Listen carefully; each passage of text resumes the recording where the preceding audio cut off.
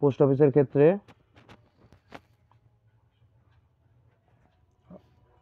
আর হচ্ছে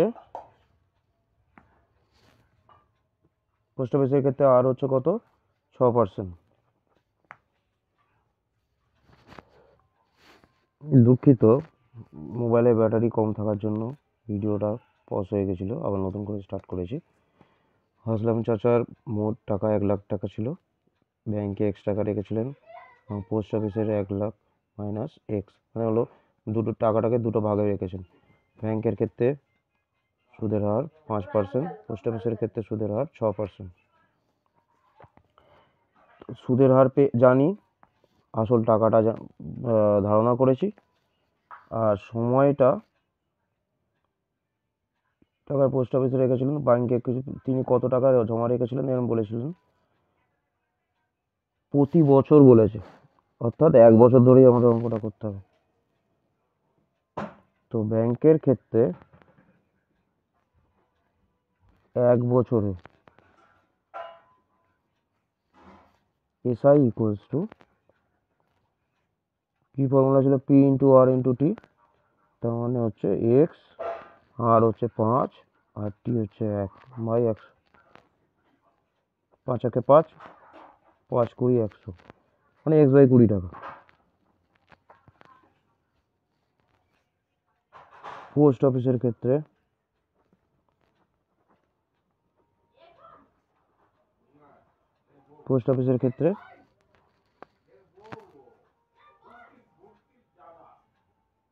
ফর্মুলাটা একই হবে, কিন্তু এখানে বসবে 1,00,000 5টা শূন্য মাইনাস X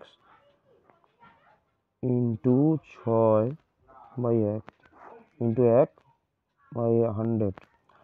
6 দিয়ে ডাইরেক্ট এটাকে গুণ করে দাও, মানে 6 লাখ আসলো এখানে, মাইনাস 6X ডিভাইডেড বাই 100। অনেক ছাত্রছাত্রীরা এখানে ভুল করে এটাকে কাটাকুটি করতে যায়, কিন্তু খবরদার কোনোদিন করবে না, কারণ এখানে মাইনাস আছে। যখন এটা যদি এরকম থাকতো, শুধু 6 লাখের তলায় 100 থাকতো, তাহলে কাটাকুটি করা যেত।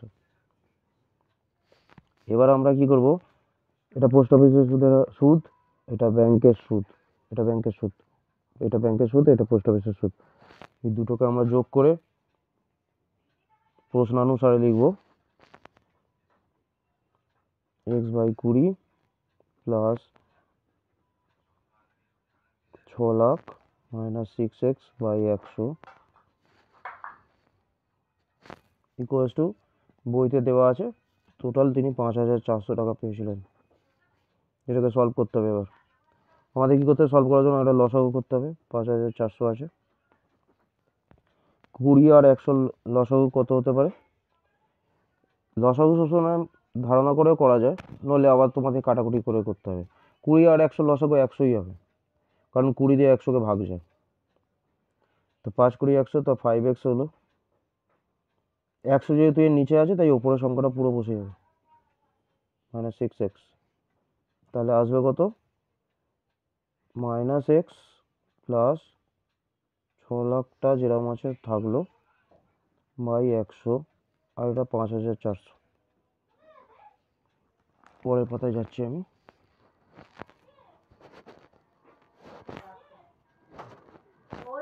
100 দিয়ে 5,400কে গুণ করবো, আর এইদিকে আছে minus X plus 6 minus X plus 6 lakh, আর 100 দিয়ে 5,400কে গুণ করলে আরও দুটো শূন্য বাড়িয়ে দাও, মানে 5,40,000। Minus X equals to 5,40,000 minus 6 lakh. 60 থেকে 54 বাদ দিলে কত হয়? সোজা কথা, কারণ এটা বিয়োগ করা খুব সোজা। দেখো 4টে শূন্য এখানে আছে, আর এর 4টে শূন্য নিয়ে নাও, তাহলে 60 মাইনাস 54 কত হবে? 6। আর বিয়োগ হবে কারণ এটা বড় সংখ্যা আছে, 6-এর পিছনে 4টে শূন্য,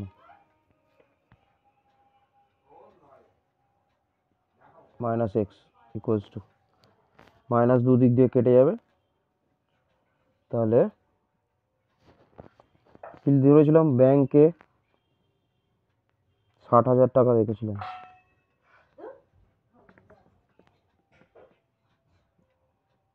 পোস্ট অফিসে তাহলে কত টাকা রেখেছেন? 1,00,000 মাইনাস 60,000, 40,000 টাকা। আচ্ছা, এই পর্যন্তই। এরপরের অঙ্কগুলো আবার করব। তোমরা কমেন্ট করে জানিও কেমন লেগেছে। আর যদি কোনো অঙ্কে অসুবিধা থাকে তাহলে আমাকে পাঠাতে পারো।